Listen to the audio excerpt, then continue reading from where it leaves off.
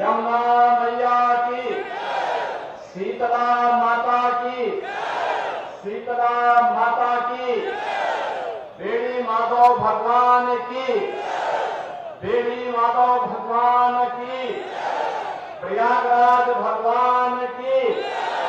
जय श्री राम, जय जय श्री राम। नमः पार्वती पतिये हर हर। उत्तर प्रदेश की धरती में कोई भी माफिया हो, वह खनन माफिया हो, वह नकल माफिया हो, वह वन माफिया हो, वह पशु माफिया हो, उससे सख्ती से निपटेंगे। और बहनों और भाइयों, आपने देखा होगा समाजवादी पार्टी को इससे पीड़ा होगी। आयुष्मान भारत में 10 करोड़ उत्तर प्रदेश का नागरिक 5 लाख रुपए का स्वास्थ्य कवर प्राप्त करता है। कोई भेदभाव नहीं हुआ।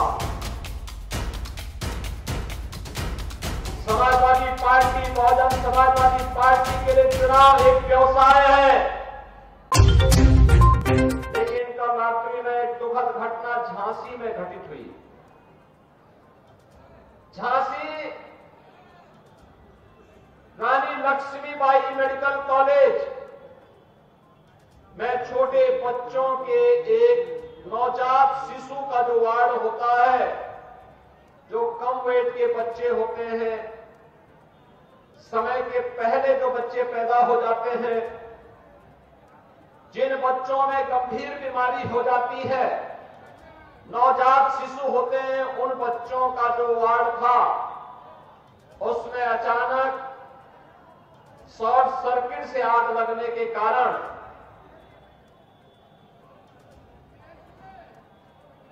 वहां पर एक दर्दनाक घटना घटित हो गई थी। 10 मासूम बच्चे उस अग्निकांड की चपेट में आ गए थे। तो उसी की व्यवस्था में वहां पर शेष 54 बच्चों को सुरक्षित निकाला जा सके और उन बच्चों को उपचार की व्यवस्था दी जा सके, इसकी व्यवस्था में देर रात्रि से ही हम लोग लगे थे। और रात्रि में ही स्वास्थ्य मंत्री और प्रदेश के डिप्टी सीएम श्री ब्रजेश पाठक जी भी वहां पहुंच गए थे और 10 बच्चों की वहां दुखद मौत हुई है। शेष बच्चे सुरक्षित हैं। वहां पे स्वास्थ्य विभाग की पूरी टीम, मेडिकल कॉलेज की पूरी टीम, प्रशासन और पुलिस प्रशासन की पूरी टीम सभी को सुरक्षित निकालने में सफल रही। लेकिन मेरी संवेदना उन सभी परिजनों के प्रति है जिन्होंने अपने मासूम बच्चों को खोया है। और मुझे लगता है कि संवेदना के इस क्षण में हमारी संवेदना इस प्रकार की दुखद और दुर्भाग्यपूर्ण घटनाओं के प्रति होनी ही चाहिए। दिखता है देश में और प्रदेश में, ये प्रधानमंत्री मोदी जी के नेतृत्व में, उनके यशस्वी मार्गदर्शन में ही संभव हो पा रहा है। चाहे मेडिकल कॉलेज की स्थापना के कार्य हो, चाहे वह देव दीपावली का भव्य कार्यक्रम काशी का रहा हो, चाहे वह दीपोत्सव का भव्य आयोजन अयोध्या धाम का हो, चाहे वह गंगा एक्सप्रेसवे को मेरठ से प्रयागराज से जोड़ने का हो, चाहे वह 2025 का भव्य और दिव्य कुंभ का हो, ये केवल और केवल डबल इंजन की भाजपा की सरकार कर सकती है। समाजवादी पार्टी का कोसों दूर तक इससे कोई रिश्ता नहीं है। बहनों और भाइयों, इनको विकास से कौन मतलब है? इनको युवाओं से कौन मतलब रह गया है? इनको किसानों से कौन मतलब रह गया है? इनको व्यापारियों से मतलब नहीं, इनको विकास से मतलब नहीं। इनका तो एक ही सिद्धांत है कि सबका साथ और सिपाही परिवार का विकास। उससे ऊपर ये सोच भी नहीं सकते, उससे ऊपर इनकी सोच है भी नहीं। याद करिए, हमने पहले दिन कहा था उत्तर प्रदेश के अंदर, उत्तर प्रदेश की धरती को दंगा मुक्त बनाएंगे। उत्तर प्रदेश की धरती में कोई भी माफिया हो, वह खनन माफिया हो, वह नकल माफिया हो, वह वन माफिया हो, वह पशु माफिया हो, उससे सख्ती से निपटेंगे। और बहनों और भाइयों, आपने देखा होगा समाजवादी पार्टी को इससे पीड़ा होती है। नकल माफिया को भी बचाने के लिए वह कितनी एड़ी चोटी, आज भी आप देख लीजिए जितने बड़े दुर्दांत खतरनाक माफिया हैं, वे सब सपा के गले के हार हैं। उन्हीं से इनकी आजीविका चलती है, उन्हीं के भरोसे ये लोग जीते हैं। और इसीलिए जब युवाओं के लिए सुचितापूर्ण तरीके से परीक्षाएं हो, जब सरकार उन युवाओं के हित के लिए कार्य करते, हमने तो पहले दिन कहा था कि युवाओं के भविष्य के साथ खिलवाड़ करने वाले के भविष्य के साथ फिर हम भी खिलवाड़ करेंगे। हमारे युवाओं के भविष्य के साथ किसी को खिलवाड़ करने की छूट नहीं मिलनी चाहिए। और मैं फिर कहता हूं, नकल माफिया के खिलाफ हम कार्रवाई करेंगे। किसी भी युवा के भविष्य के साथ खिलवाड़ करने की छूट नहीं देंगे किसी को भी। प्रतियोगी परीक्षाएं सुचितापूर्ण तरीके से संपन्न हो, इसके लिए माहौल सरकार भी बनाएगी, संबंधित चयन बोर्ड और आयोग भी उसके लिए पूरी प्रतिबद्धता के साथ कार्य कर रही है। अच्छे नौजवान जब सेवा में आएंगे तो विकास की गति को द्रुत गति से आगे बढ़ाने के साथ ही गरीबों तक शासन की योजना को पहुंचाने में भी अपना योगदान देंगे। और प्रयागराज की धरती तो ये भगवान प्रयागराज की है, भगवान बेणी माधव की है, भगवान भारद्वाज की है, मां गंगा यमुना और सरस्वती की त्रिवेणी की है।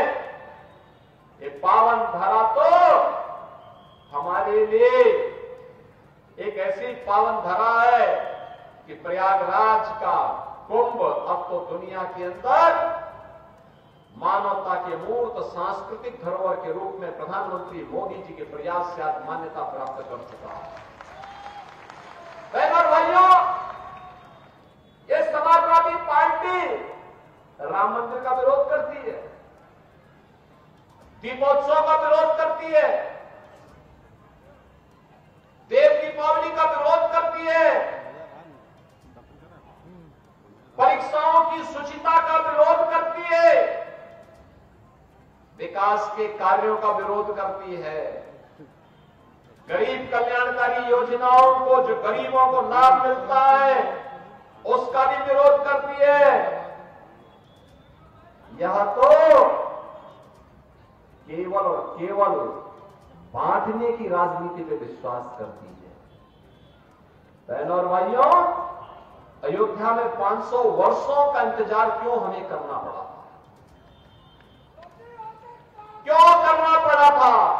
क्योंकि हम बटे थे।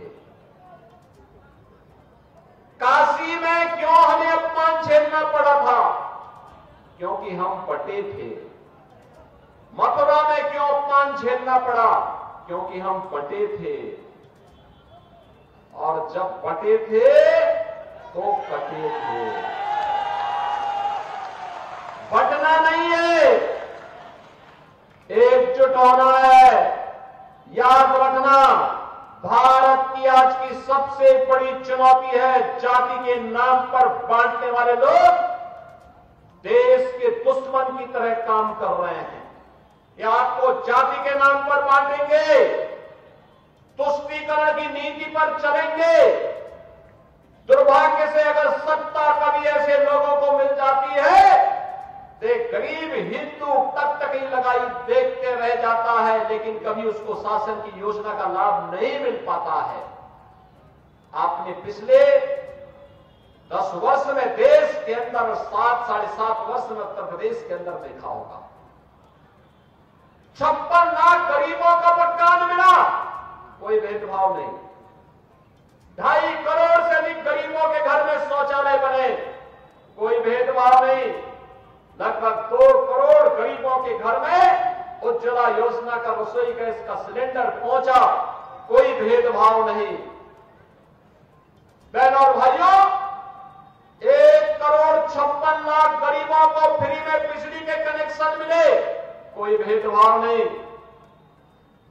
14 लाख किसानों के बिजली के बिल, ट्यूबवेल के बिल माफ किए गए, कोई भेदभाव नहीं हुआ।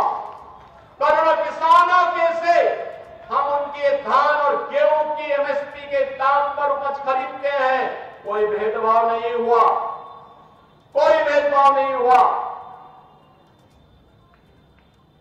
प्रदेश में 15 करोड़ और देश में 80 करोड़ गरीबों को फ्री में राशन दिया जा रहा है, कोई भेदभाव नहीं।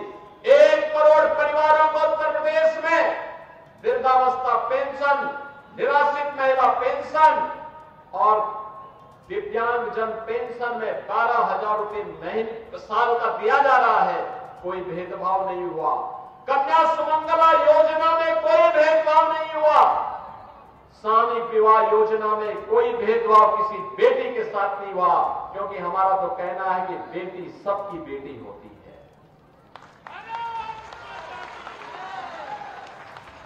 आयुष्मान भारत में 10 करोड़ उत्तर प्रदेश का नागरिक 5 लाख रुपए का स्वास्थ्य कवर प्राप्त करता है, कोई भेदभाव नहीं हुआ। हमने तो, मोदी जी ने तो एक ही बात सिखाई, सबका साथ और सबका विकास का।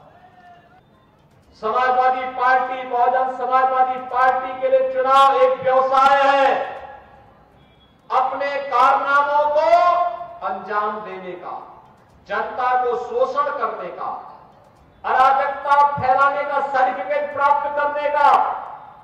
इनको अराजकता पैदा करने, भ्रष्टाचार पैदा करने, गुंडागर्दी फैलाने, कर्फ्यू लगाने, दंगा कराने, लूट खसोट करने का ये सर्टिफिकेट हमें नहीं देना चाहिए, कतई नहीं देना चाहिए। इनकी जमानतें जब्त होनी चाहिए।